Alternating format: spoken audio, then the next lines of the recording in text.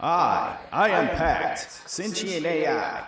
I was born somewhere around 2050 something. I do not remember the time exactly because my chronometer was not working. Just like a human baby, I was kind of useless for many years. Tonight's story is about drug addiction in 2099 or something. Underground media journalist Ravi attempts to uncover the secret of Vitae. Is it just a drug, or does it have something to do with supernatural bullshit? Ever since I went quantum, I can see so many realities. It doesn't really matter. Maybe it is, maybe it isn't.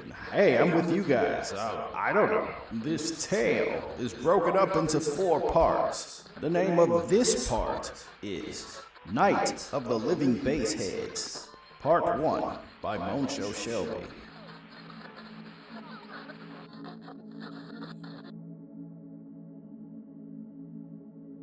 Ravi here. To tell this tale correctly, I think I need to go back 40-something years ago to 2055, more or less.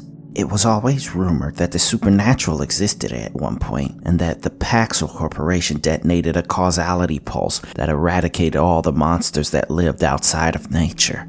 So, as we were all told, these quote-unquote monsters of myth were poofed out of existence. That is, if they ever existed at all to begin with. I feel silly even writing this down as if it's factual, but to make sense of the story I intend to tell, I have to set up the premise for it to be accepted, if not believed. I went to my digital dojo and absorbed all the blackest rot that Neo-Nuverta had to offer, and I settled on the incident in which I could do the most good. In the span of a few months, a new drug has been taking Neo-Nuverta by storm, called Vitae. It gives the user euphoria, unnatural strength, plus freakishly fast healing. On the flip side of that coin, it's highly addictive and causes intense delusions. But Ravi, what makes it better than, say, Shiver or any other drug we snort, sniff, or inject? I'm glad you asked. When you take Vitae, on a long enough timeline, you become addicted to the taste of blood.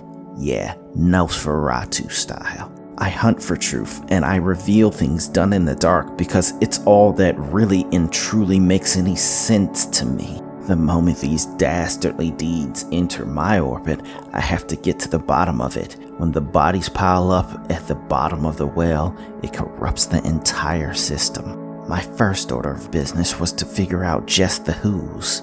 For once, I can't immediately find a straight line that connects to corpos. But seeing the world we live in, I'm sure they'll factor into it the higher up it goes. Before I step out of my door, I have to put a face to the crimes.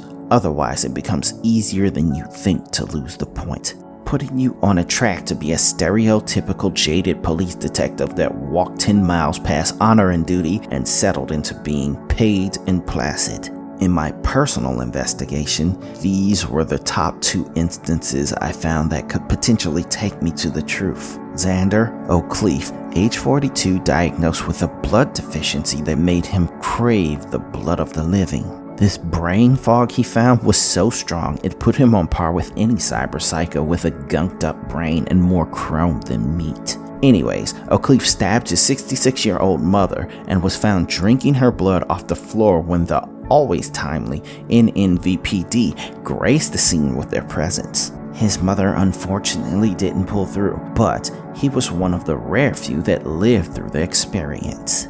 Most Vitae addicts starve to death either because they get flatlined or they forget to eat. Their biology doesn't stop, so they technically need real food, except they don't want to eat it. And when they drink blood, eventually they cannot get enough, either starving from lack of nutrients or getting flatlined by cops or some such other goon-adjacent thug.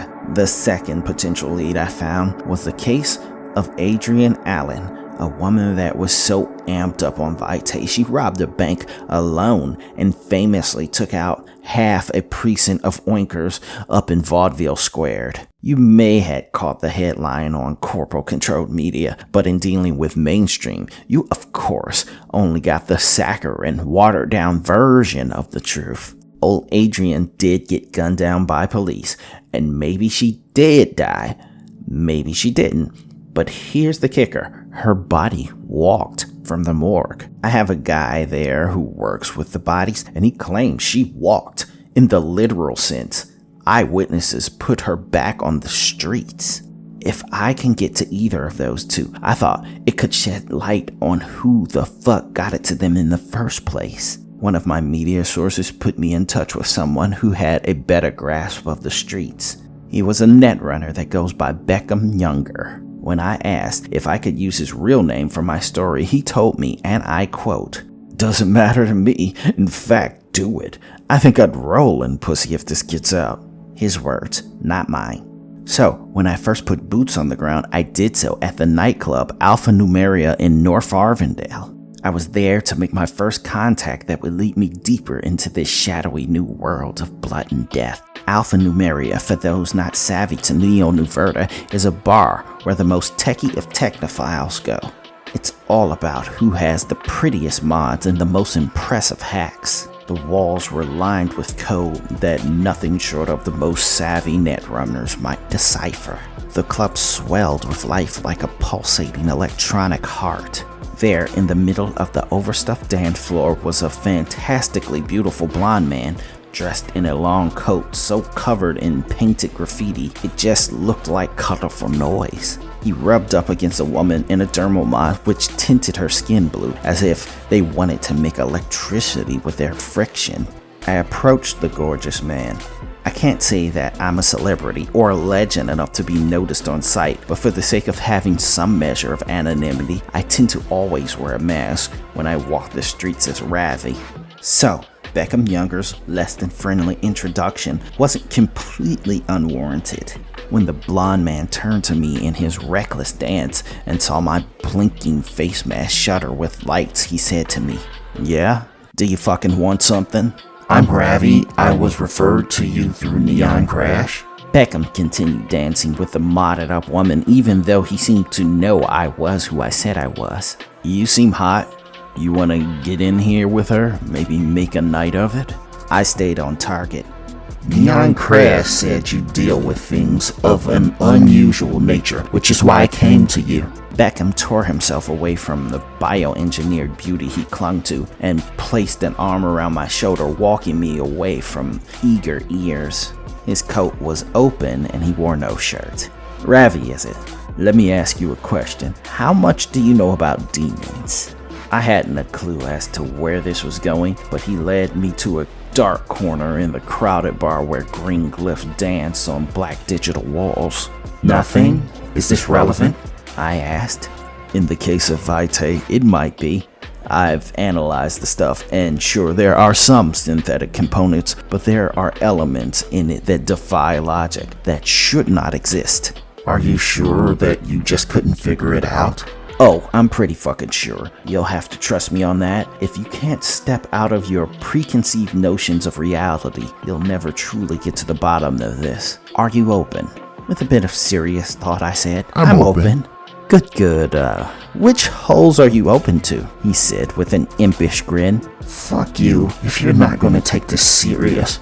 "No, wait, I was just fucking around. Demons do exist.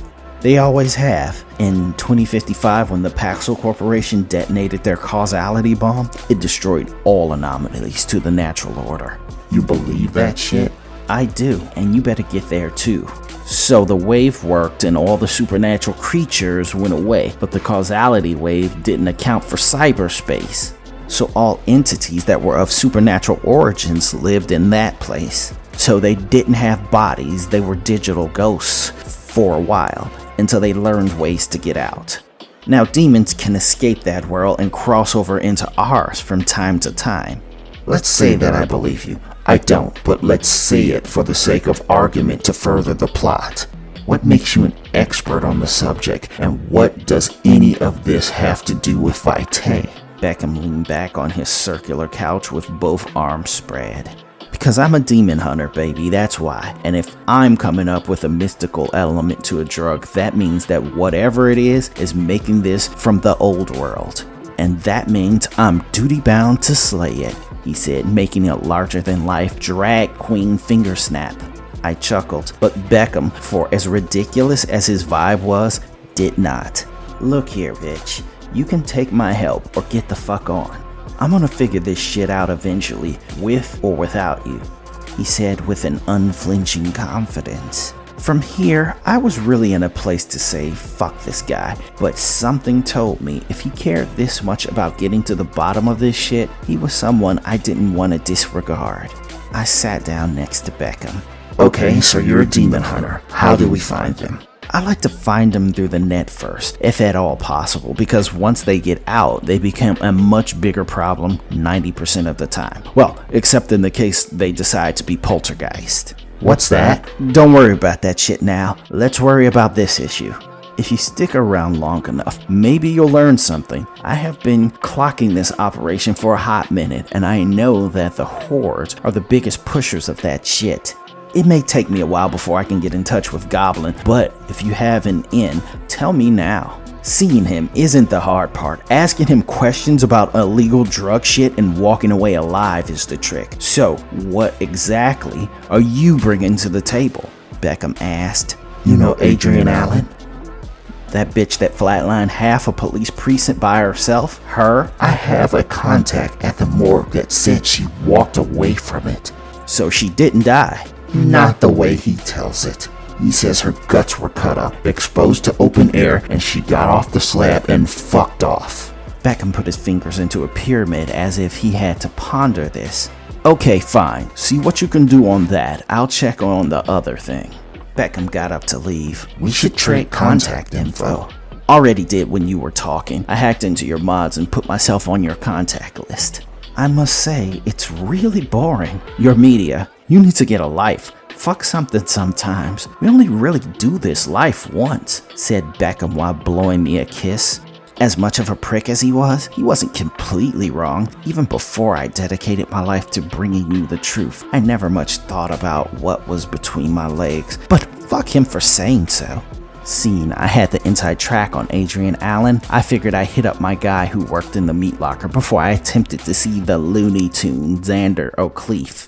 On my way to cold storage in Vaudeville, I got a call from an unknown and unlisted number, which I almost didn't answer, but in seeing I was dealing with people that operated in shadows, it was best to have an open door policy.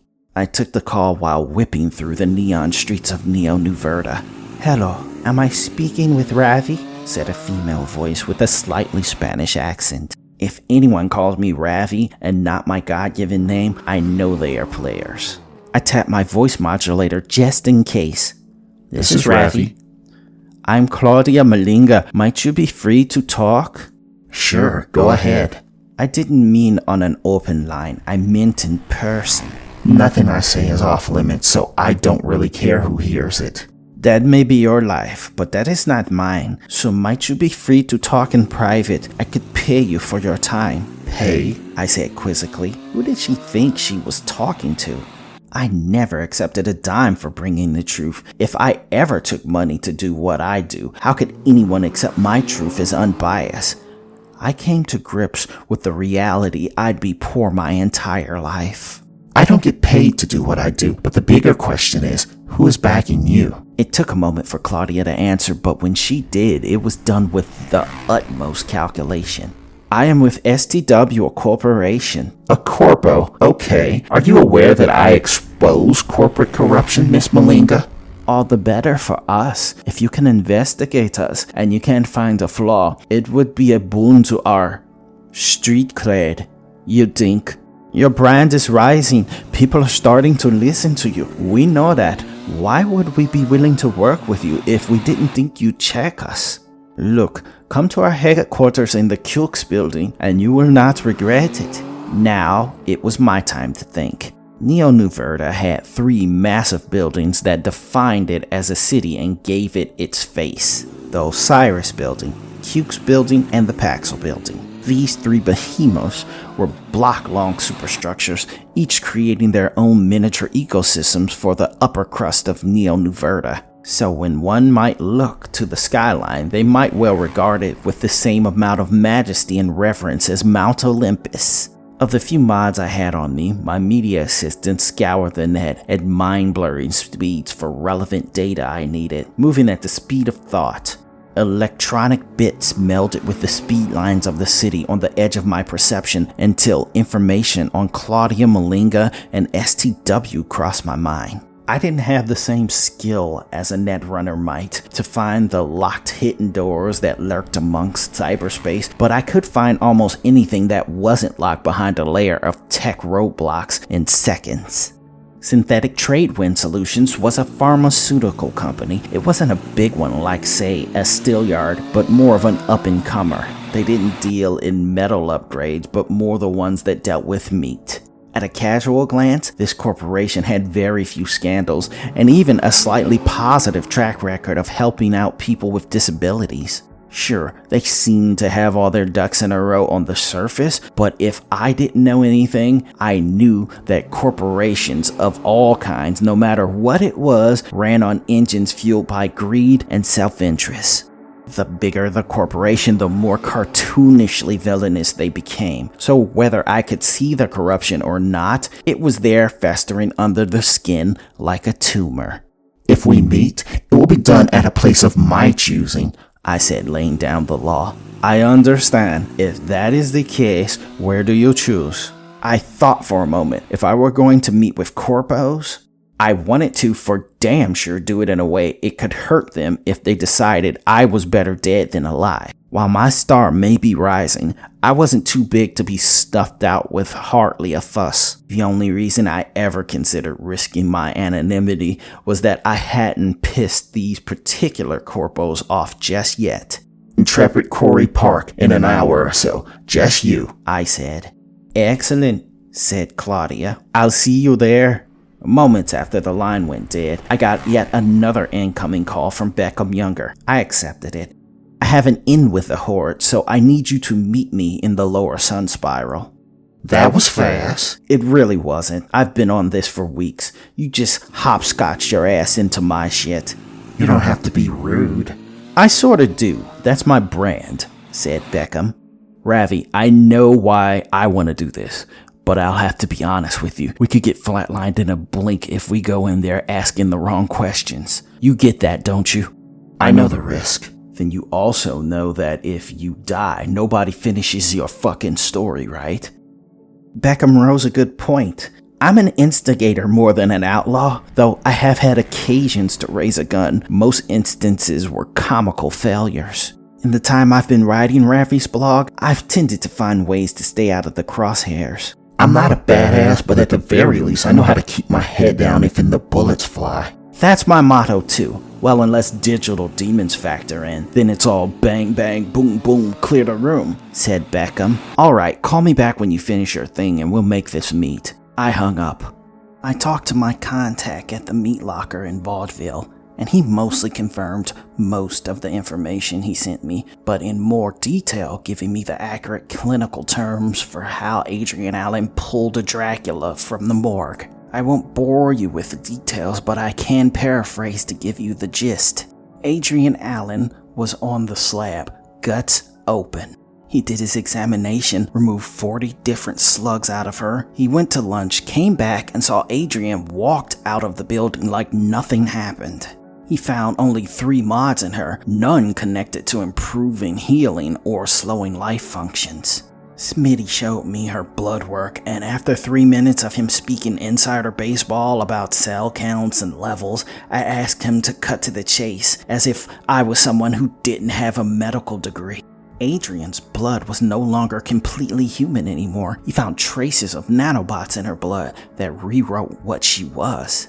These nanobots clung to her blood cells and destroyed her own at a rate so quick that she would need transfusions very often, making her effectively what one might call a vampire. Smitty, just like Beckham, was stumped when it came to certain aspects of the blood.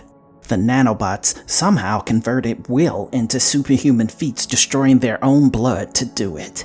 He theorized that Adrian on some level willed herself to live, and the nanobots got the message. Smitty also couldn't account for why in her case the effects were permanent. In most cases of Baseheads, they'd pop the pill or drink the vial, heal themselves, got aggro for a few hours, but returned to more or less normal for a junkie. Smitty had no clue why it lingered in Adrian. I thanked Smitty, then hopped on my motorcycle to Intrepid Quarry Park to meet up with the corpo. It was times like these when I wished I had a partner I trusted to back me up when I went walking into these potential death traps. I didn't really care that I personally couldn't find dirt on STW Corp. I'd break my fingernails if I scratched the surface. The Vaudeville District is the most art-centric district of Neo-New Verda. Not to say it doesn't get its share of cyber psychos and whacked-out shoeheads. Intrepid Quarry Park was the most well-maintained garden in the city, maybe the country. Some cities I know of barely have any green in them, let alone an entire park. I made sure I was covered head to toe, not giving any camera a clear view of me to attempt to reveal my identity. I might not have much of a social life now, but that doesn't stop me from reserving the right to live it one day.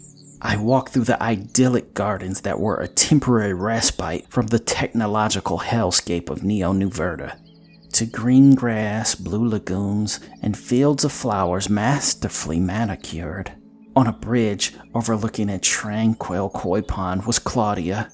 She leaned on the railing with a red dress that clung to her form so tightly one might get the impression it was fused to her skin. She had big, sharp, expressive eyes and an hourglass figure that was accented by the strategic skin she revealed at her midriff. A woman that was nearly 7 feet stood behind her. She had feline curves and facial features along with a tail flowing from her back. She looked powerful at a glance, so powerful in fact, I was quite scared to stand too close to her. I engaged in conversation at the end of the bridge and spoke loud enough that the passers-by heard me, just in case I needed to use witnesses if this went bad. Claudia smiled a warm smile and began to walk towards me with a mechanical and predatory sachet. That's close enough, I said. She stopped and so did the muscular henchman. I said come alone. Her? This is my bodyguard and personal assistant. I don't go anywhere without Leona. You come forward. You stay where you are, I said to Claudia and Leona in turn. Claudia looked to her massive assistant and nodded. It wasn't as if a few extra meters I was away from her would give me much of a head start if this went to violence anyway. Claudia leaned in for a hug. Though I'm not much into women myself, she certainly made me think about it. I declined the hug because I wasn't there yet with her. So, what is your stake in knowing the truth about Vitae? I asked. Claudia smiled and she went through quite a few emotions before she actually spoke. We want to know the formula. It's good she said that, and maybe she knew that she was going to have to put some elements of truth in her explanation, or I wasn't going to believe it. I'm not going to claim to be a biologist, but can't you just buy it on the street and figure it out in a lab? We did. We tried, but there are elements in it that science cannot replicate or explain, so we need to get into contact with whoever is making it. Why exactly? So that we can make it better. Could you see the massive benefit of a drug that could heal limbs or revive you from the brink of death? I can, but I can see the drawbacks if only one corporation could sell it. Whoever makes it now is doing that. We would be the second. Selling it covertly and illegally. If you somehow regulated it so that people that use it don't turn into raging psychopaths, you in essence, and in the only way that matters, would have a complete monopoly. Claudia smiled because chances were good she led me to this conclusion and knew I would react this way. It can either be regulated, tested, and safe in the hands of our corporation, or it could stay on the streets and create a steadily multiplying rogues gallery of psychopaths. We know that you are an investigator and your expertise isn't in inflicting violence, so all you have to do is what you would do anyway and let us have your findings first. You can choose your own level of involvement. If you can just find it and bring it to us, you could name your price. I smiled and my digital faceplate mirrored my facial expressions in 8-bit neon. My answer was absolutely not at this point, but instead of having some new up-and-coming evil empire on my ass, I decided keeping them on the hook was better than no. I'll get back to you, okay? Claudia's smile dropped slightly as if she had been in many a boardroom and knew a brush-off when she saw it. Don't wait too long, please. We could provide you with resources you couldn't dream of. So I'll just have to dream of what to ask for, I said. I walked away and immediately turned on all my tech, descrambling my movements, making it impossible to lock on to me through sneaky tech go-betweens. Claudia turned to leave, most likely already on the phone with her handlers plotting their next scheme. I made my way to the lower sun spiral where Beckham Younger waited in a bar called The Cusp, which was one of, if not the oldest, bar in Neo-New Verda. It sat in the shadow of the massive expressway, as did most parts of the lower sun spiral. It was an island to itself, now that any other shop that may have opposed it was closed down. It was a ghost town, its drab and faded visage the only open building left on this depressing block. The Cusp is made up of cars sawed in half that serve as seats. One of its oldest broken vehicles was a 1940s Maverick, painted and repainted, a rusted relic of a time so long ago not even the oldest of us could remember. Beckham sat in the Maverick and drank a pink drink, arms spread out amongst the leather. Before we go in there, I have a few questions to ask you, and I need you to take this seriously, said the blonde-headed netrunner. Do you have a gun? And if this thing goes wrong, are you willing to shoot your way the fuck out of there? I'd shoot whoever I'd need to get out alive, but no more than I need. I'd run the moment any of this feels like it's gonna go bad. Beckham took a sip of his drink. Okay, what are you gonna ask him, and what are you willing to give him to get your answer? Because if Goblin gets a whiff of insincerity, he will rip you the fuck apart. So I'm doing all the talking in this scenario. You don't have any questions? I do, but I'm fucking asking you what you're gonna ask now. I'll probably ask how he feels about selling. I stopped myself abruptly, and all of a sudden I was actually glad Beckham asked me this question before we went in. Because how would I broach the question of where do you buy your illegal drugs without sounding like someone that came there to fuck up his operation? Beckham sensed my hesitation and moved past it. You think on that then. I'll fill in the blanks when I need to. In fact, it's probably best you let me do the talking. So the last question is, do you want to fuck before we go in because you may not be coming out? Beckham stared at me as if that was a real question. Is that a real question? Oh, absolutely. Seems like you need to. There are bats flying out of that cave. I rolled my eyes and my digital faceplate did its best to replicate it in 8-bit sprites. We took Beckham's car there and it was nice. It was a vintage Cadillac whose internal parts were replaced with modern tech. It was affixed with a rudimentary AI butler that drove us through the streets of the lower sun spiral. I'm going to buy a lot of Vitae, so much that he's going to have to get in touch with his supplier. The only thing about that, it's going to make me look like a narc. Especially when you don't pay up.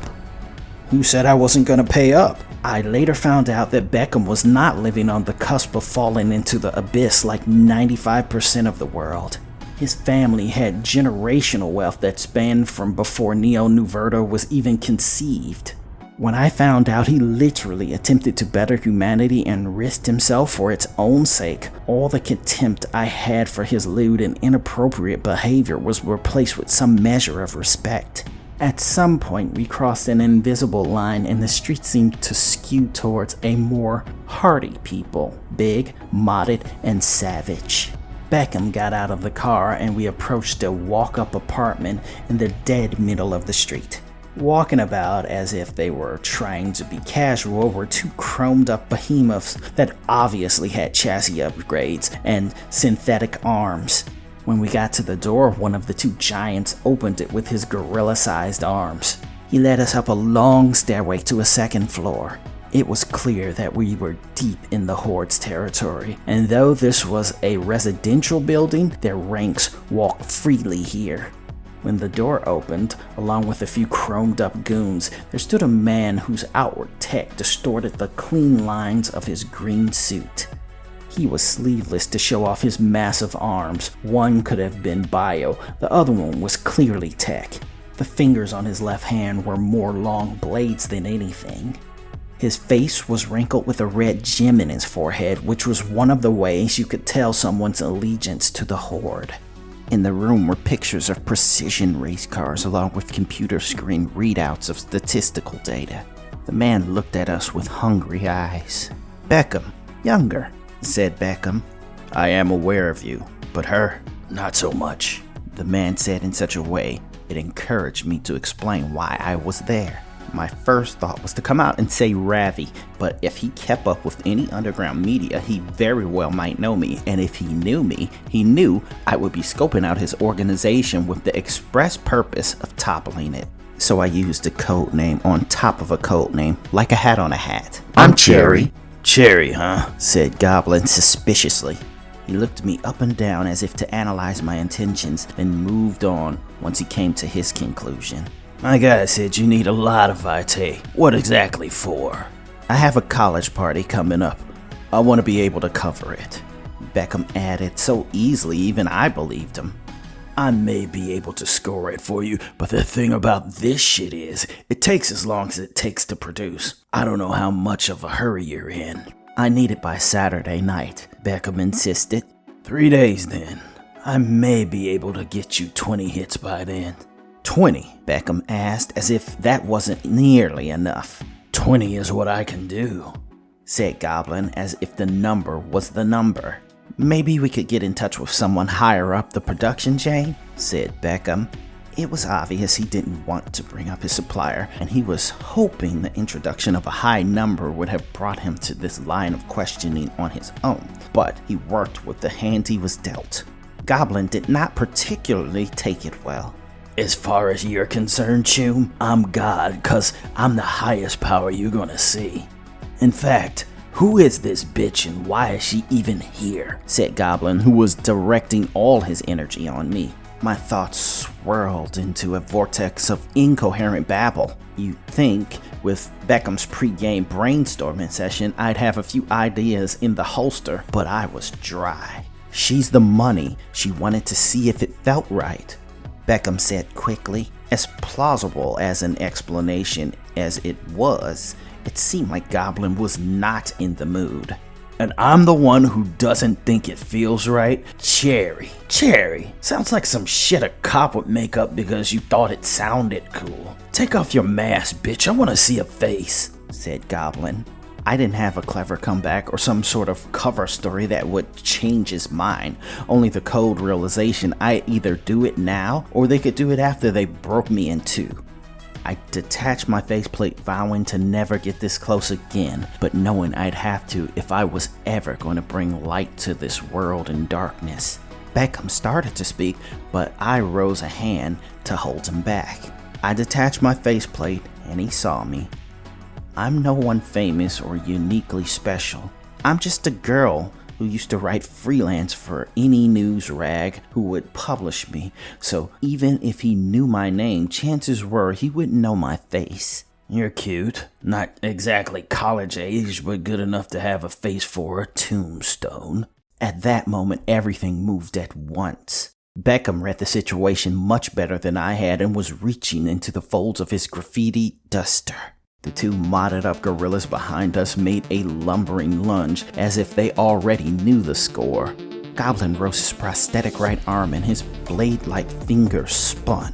His wrist twisted frantically, and in a blink of an eye his fingers were whirling like a fan so fast you could no longer see it. I hit the ground when Beckham fired into Goblin. The bullets ricocheted off the spinning fan and embedded themselves in random places in the wall. I had never fired a gun before. I've drawn a gun before, pointed it a few times to scare people off of me, but I've never actually fired a gun. Looking at the situation, Beckham was dead in 2 seconds, and I was in 3. With 2 juggernauts at his back and Goblin rushing at him with a whirling hand of blades, the most he could hope for is to take one of them with him. Goblin, in that split second, walked past me. I suppose he didn't see me as a threat, and he wasn't wrong, but just because a house cat looks friendly didn't mean it didn't have claws. I drew my small pistol from a compartment on my backpack and fired. The bullets hit Goblin in the calf, which was chrome. "You little bitch," he said, half turning around. As the fear of being seen set in and Goblin put his beady eyes on me, an explosion happened. I saw flashes of light and still-framed photo-like images of people before it went dark and my ears rang. I felt myself being picked up and hoisted onto something unstable. It sort of felt like a dining room table on a teeter-totter. The sound came back enough for me to hear gunfire over angry screaming. When my sight returned, I saw myself and Beckham laying down on a one-person anti-grav glider along with a man in a mask close to mine. He wore a loose-fitting black outfit that was reminiscent to something a ninja might wear. The anti-grav glider slowly was losing altitude due to it not being able to bear the weight of 3 people. We made a slow descent to the ground, all the while Goblin and the horde from the apartment liberally fired down at us from a window on high. Through sheer luck of the draw, Beckham caught a stray bullet in the back and yelped in pain. Fuck, said the mystery man on the glider with a modulated voice.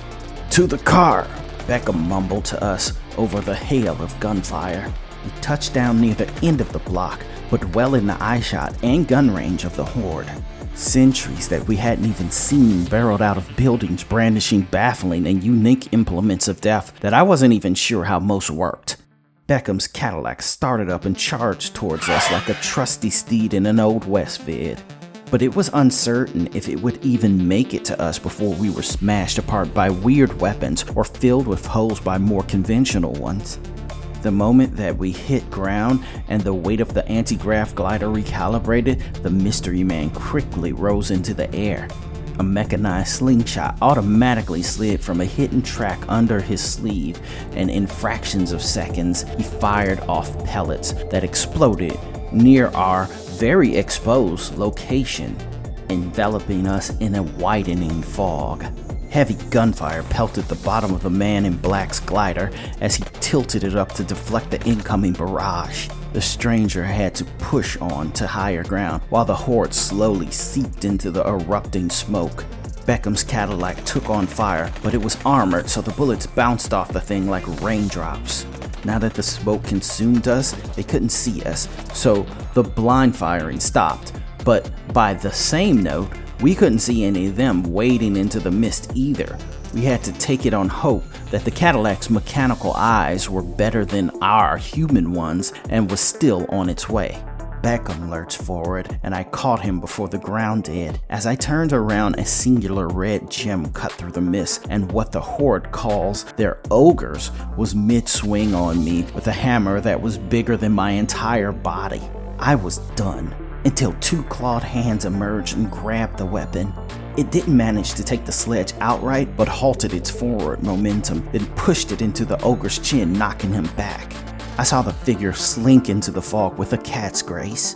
The Cadillac screeched to a halt and the back door opened. An ogre that kamikaze dive-bombed onto the roof of the vehicle looked down at me with its singular mechanical eye and held the door so I couldn't open it.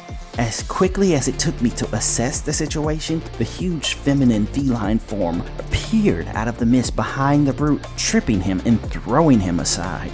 She was 2 head lengths taller than me. She hopped down without a sound, picked up Beckham with one hand, tossed him into the car, then pulled me inside. The Cadillac sped away, leaving me alone with a barely conscious Beckham and a massive Catwoman, who, now that I got a clear look at, was Leona, Claudia's henchman. We stared at each other awkwardly from across 2 parallel couches before Beckham was first to break the silence. "Madam Truelove," he said in a breathy whisper, holding his upper back where the bullet was lodged. Who is that? I started to say until his AI butler responded, "Right away, sir." It knew better than me, so I didn't ask any questions. How did you find me? I have the best scrambling tech on the market, I said to Leona. The big woman pointed to her nose, which was slightly wider than human. "I smelled you," she said with no pride or hidden wink and nod to tell you how amazing she was, even though it was impressive. I made a note to self to add pheromone-reducing tech, the same as hunters installed to stay downwind of their potential prey. So my second question, why are you here? The odd woman tilted her head with the same curiosity an animal might, which somewhat left me to wonder if she was all human. I shook away that notion when I stopped and seriously asked myself, were any of us purely human anymore? I want Vitae off the streets, not replicated, not studied, destroyed, said Leona. Beckham was slumped over and nearly unconscious, yet somehow managed to put his hand on Leona's inner thigh. The behemoth woman simply picked up his hand and let it limply flop to his side. You're not under orders to follow me? This was your decision? I asked. The cat-like woman nodded. She went into a pouch on her belt, producing an ident card, which had her contact information. I tapped my wrist to the micro device, and the moment it beeped, it sent me the notification it was received. Leona opened the still-moving car door. The AI brought the Cadillac to an abrupt halt, and Leona disappeared into the night fast as a jungle cat.